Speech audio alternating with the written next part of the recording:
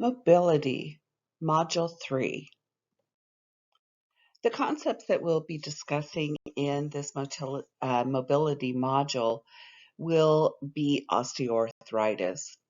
Interrelated concepts include comfort, sensory perception, perfusion, and tissue integrity.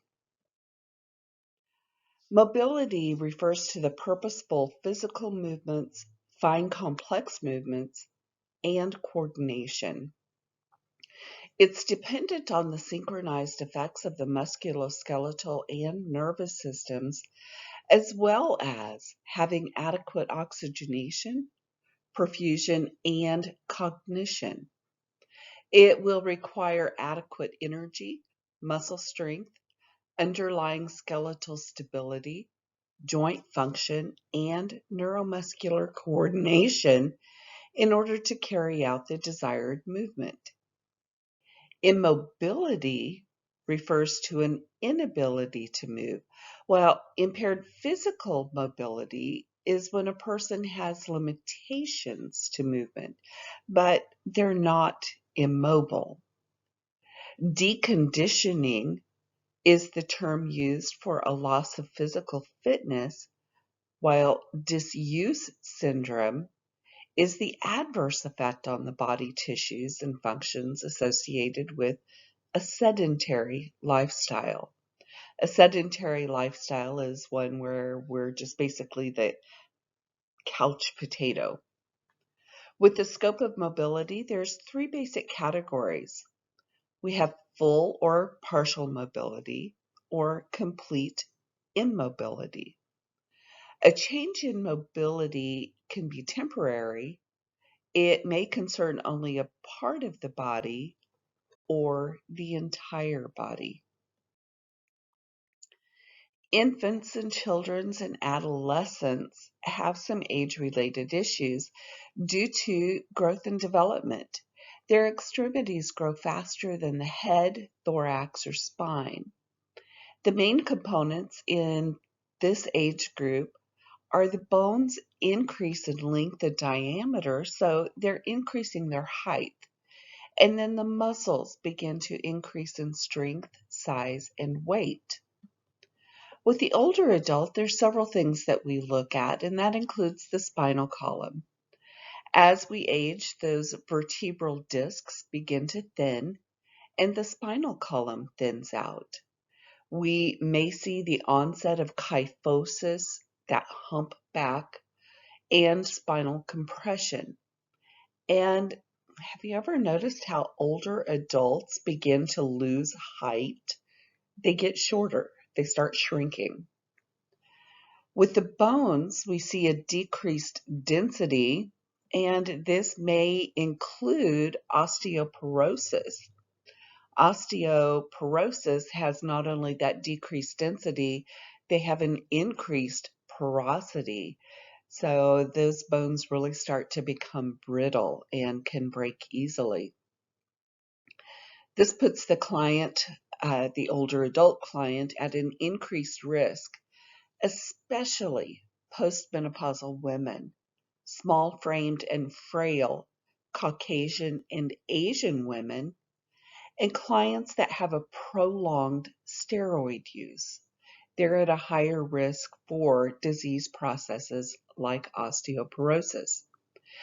And of course, this will increase the risk of fracture and what we call a pathological fracture. A pathological fracture is basically a fracture without an injury.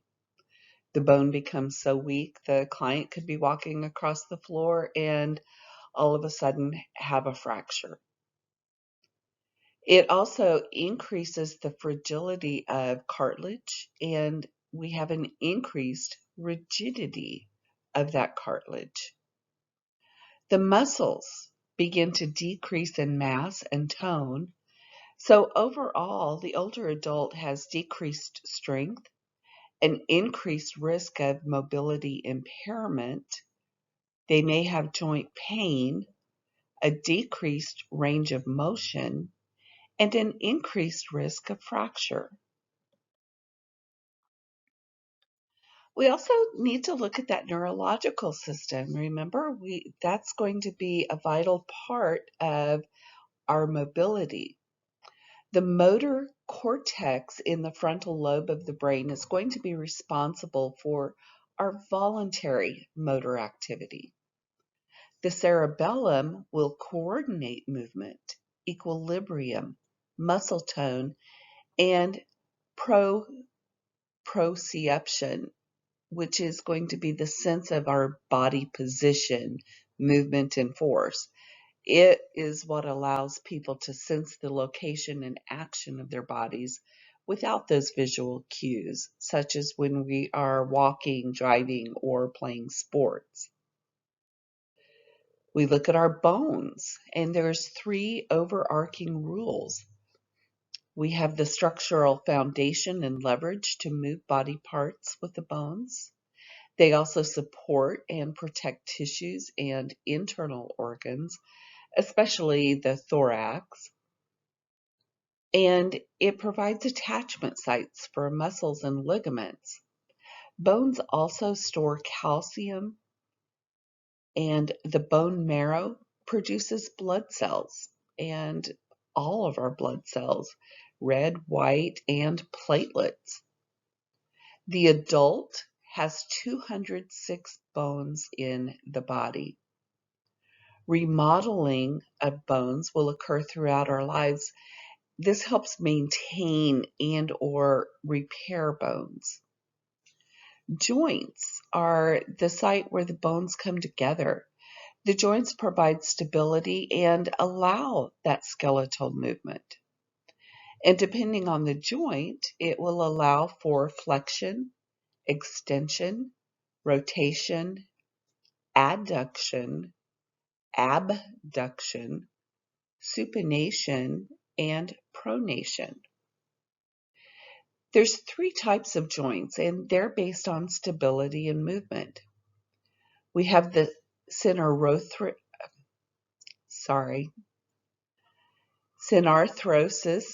joints, which are going to be the non-movable joints. We have the amphiarthrosis, which have a little bit of movement. And then we have the diarthrosis. These joints are going to be very freely movable. Then joints are also classified by structure. We have those fibrous joints that hold bones together with connective tissue, such as the tibia and fibula. We have those cartilaginous joints, where the cartilage holds joints together and it allows some movement, such as the ribs and sternum. The rib cage is going to expand a little bit with breathing, etc. And then we have our synovial joints that allow a lot more movement.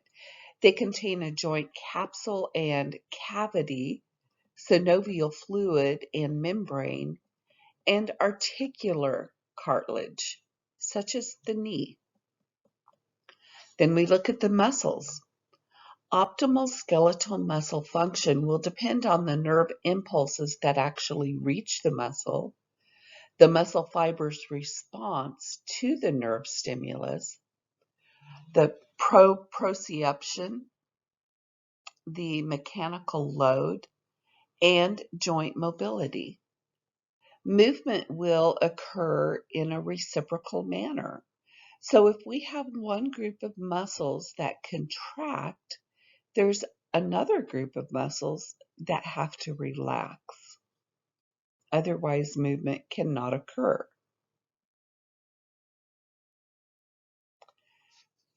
Let's look at some altered mobility risk factors.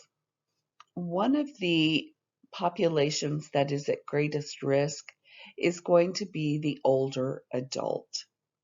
But then we have some individuals that have experienced orthopedic injury, that may have congenital deformities or neurological disorders, strokes, head injury, spinal injury or deformities, nutritional deficiencies, cardiopulmonary conditions, end-stage cancer, side effects of many, many medications, and side effects of many treatments. So how do we assess mobility? First of all, we have to get that general health information, and this will include the client's past health history, their current medications, and surgeries and procedures they may have had done. What is their social history? In other words, what type of lifestyle do they lead? Are they the couch potato, or do they get out and hike on a weekly basis, or are they runners? Do they walk daily, etc.? What type of employment do they have? Is it the type where they sit at a desk for 8 hours a day, or is it standing on their feet for 8 hours a day? Or are they doing some physical movement, etc.? We also need to know family assessments. Is there a family history of any type of mobility issues?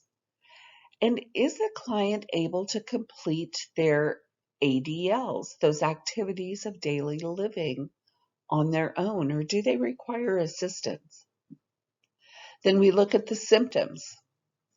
Do they have pain when they move? Are there any recent changes in their mobility or their balance? Do they have a lot of fatigue that may affect their ability to move? Have they had a recent fall? And if they've had a recent fall, we need to know what the mechanism of the fall was. Did they trip over a cord laying in the floor?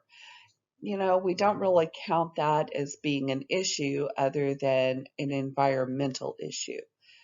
We're looking for those internal issues. Did they become dizzy and fall? Or did they just lose all of the strength in their muscles and fall? Did they lose their balance and fall? All of those can be keys in trying to figure out what's going on with the client. Also look at the recent changes in their ability to complete ADLs. They've been able to take care of themselves, get themselves dressed, fix their food, take themselves to the bathroom, brush their teeth, but now they just are incapable of doing that. We need to do that physical examination.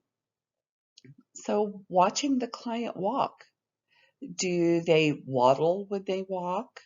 Do they have a limp when they walk? Do they favor one part of their body as they're walking? What is their body posture? Are they standing upright? Are they leaning forward? Are they listing to one side or the other? We also look at the size, the symmetry, and the strength of muscles and joints. Are they the same from side to side? We always compare one side to the other, and you need to do that at the same time. We look at the range of motion of joints. Do they have that full range of motion, or is that range of motion limited by some factor? What is their muscle strength? And we grade that muscle strength from 0 to 5, from no detection of muscular contractions all the way up to full strength. With injury, we always complete a neurovascular check distal to the injury or surgical site. And with that neurovascular check, we're looking for the 5 Ps. Do they have pain? We're looking for pallor. So do they have a good skin color? We're checking pulses. Do they have an adequate pulse distal to the site of injury or surgical incision? Do they have paresthesias? Paresthesias are going to be that abnormal sensation, such as numbness or tingling. Or do they have paralysis? Are they able to move the extremity distal to the injury? Different diagnostic tests that we may do to help diagnose the extent of an injury or function, excuse me, will include x-rays, of course, CT scan, which is going to look more at soft tissue and potential musculoskeletal trauma. MRIs also look at the same things the CT scan does. A myelogram is going to be looking at the spinal cord and those nerve roots. It also will use dye. Orthography is going to be looking at the joints, including the bone, cartilage, and ligaments associated with the joint. We can do that bone mineral density test to look at the density of the bones and the core mineral content. We can do a bone scan, and this will help diagnose metastatic cancer of the bone or avascular necrosis or any type of unexplained bone pain. Arthroscopy is a procedure where we use an endoscope to visualize the joint. In other words, we don't slice open the joint, we just make little holes and insert little tubes with cameras and lights. We can do an electromyography, which will evaluate the quality of the neuromuscular innervation. So we're looking at the nerves associated with the muscle movement. And there's different lab tests that we can do. We can analyze tissues or joint fluid. We can look at the alkaline phosphatase, calcium levels, which is really important with bone density and strength, phosphorus levels, uric acid, creatinine kinase, the BUN or the blood urea nitrogen, creatinine, and myoglobinuria. So now what do we do for the client who has issues with mobility? Well, let's look at the care of the immobilized client. These clients are going to be at an increased risk for injury if interventions are not properly performed, and that risk of injury is going to not only be to the client, but also the healthcare worker.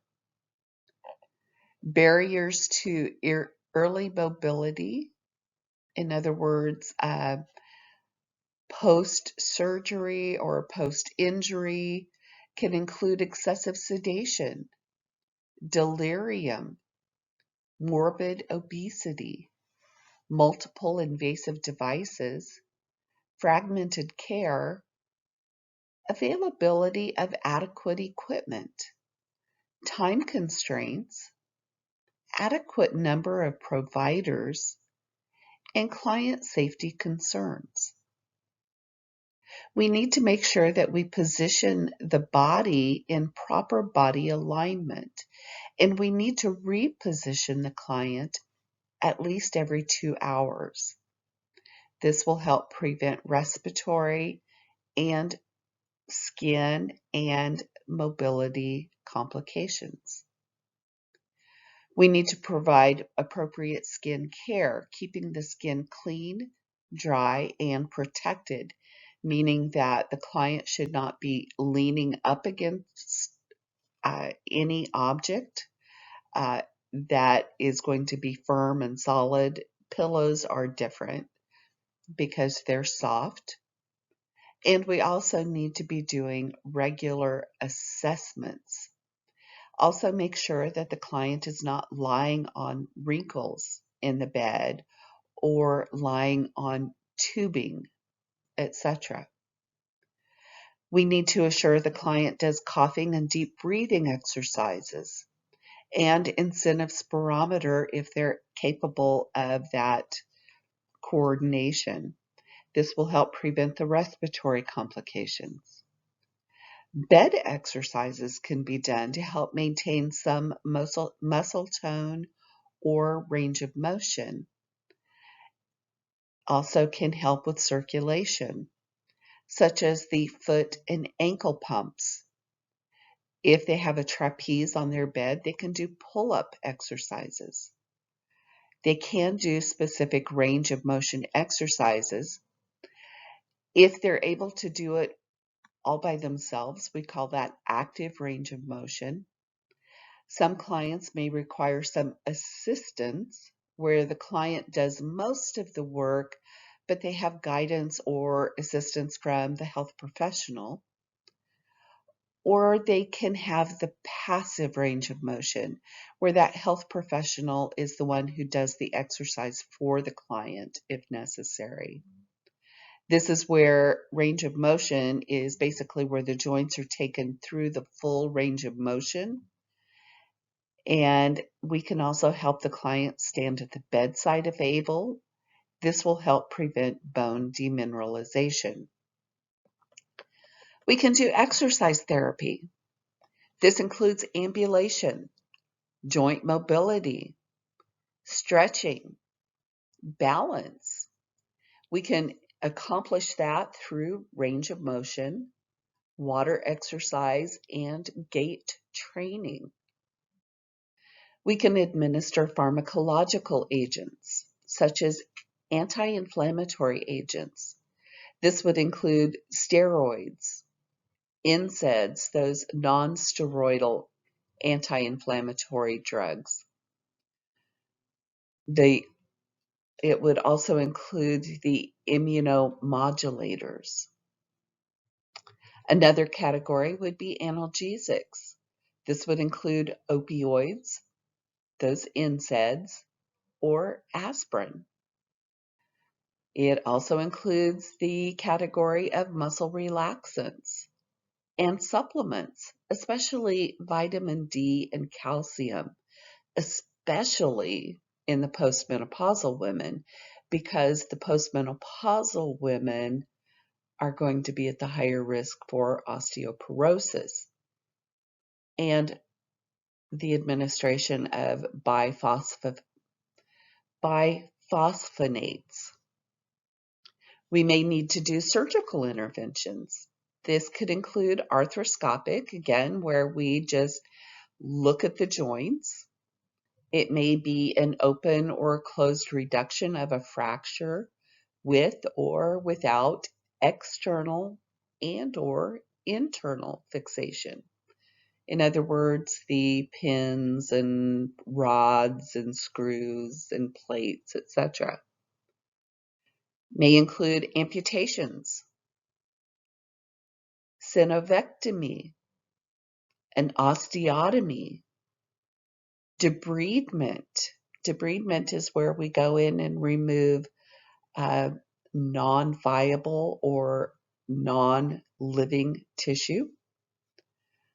Arthroplasty, arthrodesis, a discectomy, a spinal fusion. And these surgical procedures can be curative or what we call palliative. In other words, a palliative surgical procedure is one in which we improve function, but we don't cure. Immobilization is also very important with the skeletal system. This includes providing stability to a joint or a bone injury, those braces or splints. They help maintain proper alignment during the healing process and can prevent further injury, in addition to providing comfort and, again, prevent injury in and of itself, such as the use of a backboard and a C-collar, that cervical collar that goes around the neck. Immobilization can be provided with casts, splints, abductor pillows, shoulder restraints, braces, and traction. With immobilization devices, again, We always have to complete the neurovascular checks to make sure that we're not cutting off circulation and making the problem worse. Don't forget, the neurovascular checks include those 5 Ps. You need to remember those. Assistive devices might be necessary. This would include canes, crutches, walkers, wheelchairs, and prostheses. Clients will require appropriate education on their use. We need to know how to appropriately handle clients, what type of technology is available. So healthcare workers are going to assist client movement and transfer utilizing ergonomics, which is the science of adjusting that task via body mechanics or equipment to prevent injury not only to the client, but to the staff. This could include transfer mats, slings, lifts, gait belts, stand assist and repositioning aids, lateral assist devices, friction reducing sheets, mechanical lateral assist devices, transfer chairs, powered stand assist and repositioning lifts, powered full body lifts, and slide boards. Injury can be caused by uncoordinated lifts, attempting the task in an awkward position. In other words, when you're sliding a client up in bed, you need to have your body facing the direction of the movement. Lifting or transferring clients without equipment can also cause injury, such as lifting when the staff is fatigued, or repetitive movements or tasks, standing for long periods of time, or transferring and repositioning clients, or transferring, lifting, repositioning a client who is unable or unwilling to assist, or maybe they're even fighting you. Body alignment. We always have to encourage and position the client in proper body alignment where there's no strain on the joints, muscles, tendons, or ligaments while maintaining balance. When standing or sitting, the client should be able to, or we should be able to draw a straight line from the ear through the shoulder and the hip, and use natural body positions. No slouching. The use of proper body movement in daily activities and safety measures help prevent injury. We have to use correct body posture. Use the longest and strongest muscles of the arms and the legs to provide the power. Work closely to the object to be moved, as shown in this slide, with most of the burden being on the leg and the arm muscles.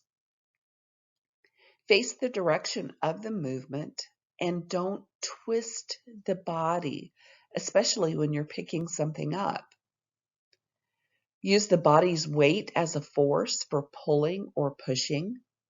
Slide, roll, push, or pull the object rather than lifting when able.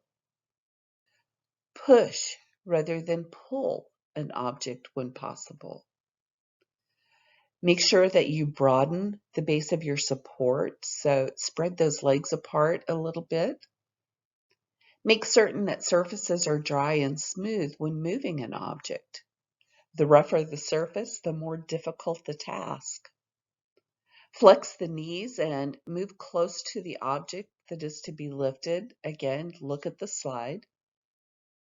And make heavy loads smaller and take breaks to relax and recover from the task. The prevention and correction of problems that are associated with posture are going to enhance coordination and endurance. With client transfers, make sure that you assure there are supportive devices in place if the client uses them, such as a brace. Assess the client's ability to assist and understand instructions. In other words, they can use the bed rails and or the trapeze bar if it's available. Ensure that there is an appropriate number of staff available to accomplish the task. If you have a frail 90-year-old little woman, you may only need a couple of people, but if you have a morbidly obese client who weighs 400 or 500 pounds, that's going to require multiple staff to be able to do the same task. Assess for and remove any clutter or obstacles that can get in the way of the transfer. Make sure you know how to work the equipment that you will be using to accomplish the task. Administer analgesics to the client as needed prior to the movement and transfer, especially if you want that client to assist in the movement or transfer. Elevate the client bed to the appropriate height to help prevent injury to you. Lock the wheels of the bed, chair, or whatever equipment you're using. Don't grab or pull on the client's body. That's what lift sheets are for example. Avoid friction on the client's body. This is one of the fastest ways to promote skin impairment. And move the client in a smooth, rhythmic motion. Don't jerk them. With complications of immobility, the degree of that consequence is going to be largely dependent on the degree of mobility impairment and the duration of immobility. With the cardiovascular system, we have a reduced cardiac capacity, a decreased cardiac output, orthostatic hypotension, venous stasis, meaning that blood in the veins does not move. It just kind of sits there. And that's a prime uh, environment for blood clots to form, which would be the deep vein thrombosis. Interventions would be early mobility, prophylactic anticoagulants, in other words, giving them the anticoagulants to help prevent the formation of the deep vein thrombosis. The sequential compression devices, or SCDs, to help promote the movement of the blood in the lower legs. Doing those foot and ankle pumps, which will accomplish the same thing, improving that circulation. Change positions slowly, especially if they've been lying down for a long period of time. They might become a little lightheaded and dizzy. Anti-embolism stockings would also be important. With the respiratory system, complications can include reduced lung expansion, atelectasis, which is the collapse of the alveoli, pooling of respiratory secretions, which could lead to pneumonia. Interventions include, once again, early mobility, repositioning the client at least every 2 hours so those secretions don't sit in one place for terribly long periods of time. Coughing and deep breathing exercises. This is going to help keep those alveoli well expanded and help bring up any secretions that might be there. And the incentive spirometry, which will do the same thing. Complications in the musculoskeletal system will include a reduction in muscle mass and atrophy, or the shrinking of those tissues from non-use. Joint contractures, where the joints become solidified in an abnormal position, and bone demineralization. The weight-bearing exercises help keep those bones strong, and immobility allows those bones to start to weaken. Interventions, once again, include early mobility, progressive mobility. So we're increasing the amount of movement over a period of time as the client is now able to tolerate it. Bed exercises, range of motion exercises, or even just sitting up in the chair. Integument, or the skin. Complications include that skin impairment, things such as pressure injuries.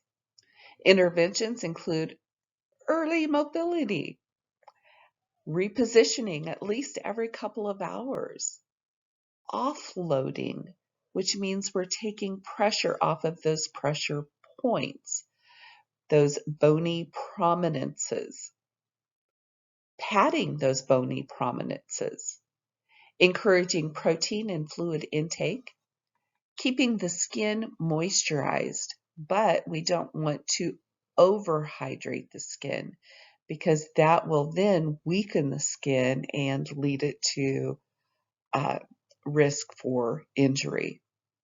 Doing brief checks every couple of hours if the client is incontinent of urine or bowel. Barrier creams if they are incontinent to keep the urine or feces off of the skin.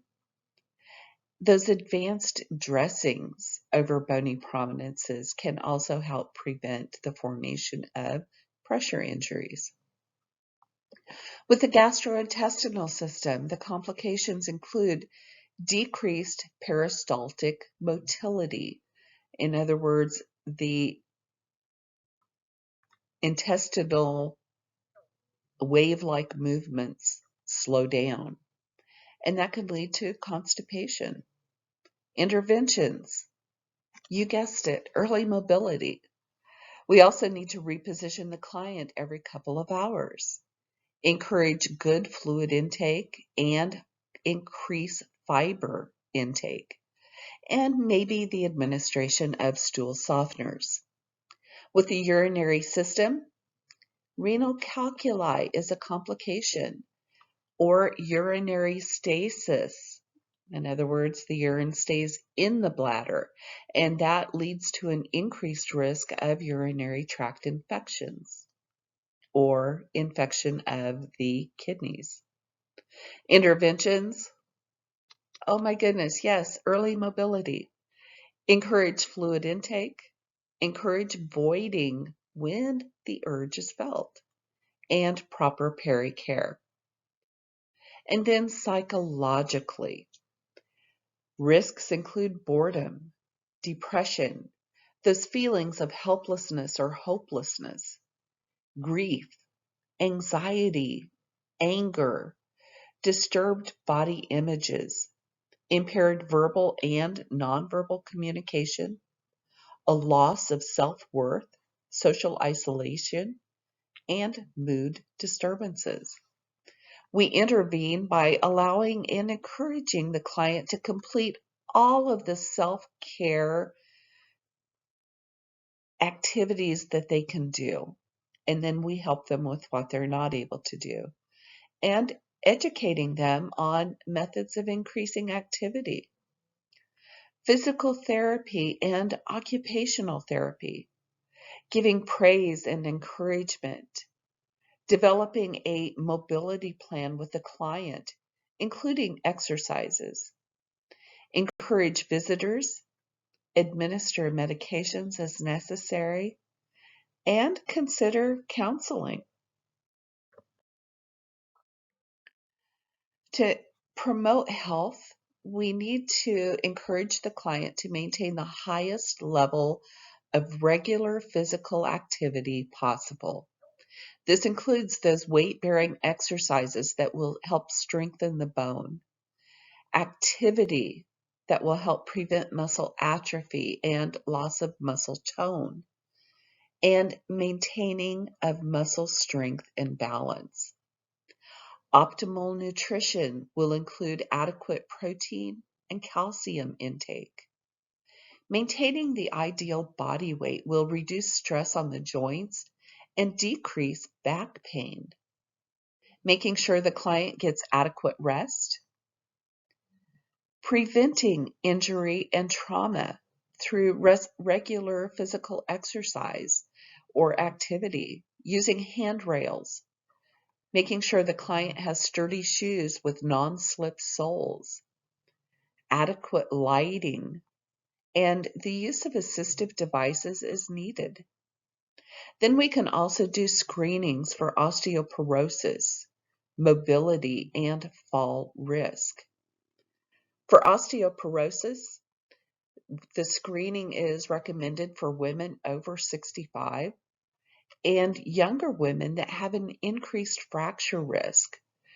The screening would involve a DEXA scan or that dual energy X-ray absorptiometry. And osteoarthritis. What is osteoarthritis? This is a gradual degenerative change of the movable joints. We see degeneration of that articular cartilage that results in pain with movement. Articular cartilage is going to be what basically covers the ends of the bone and helps move the joint without pain. We may also see bony deposits that may also form in the damaged joints.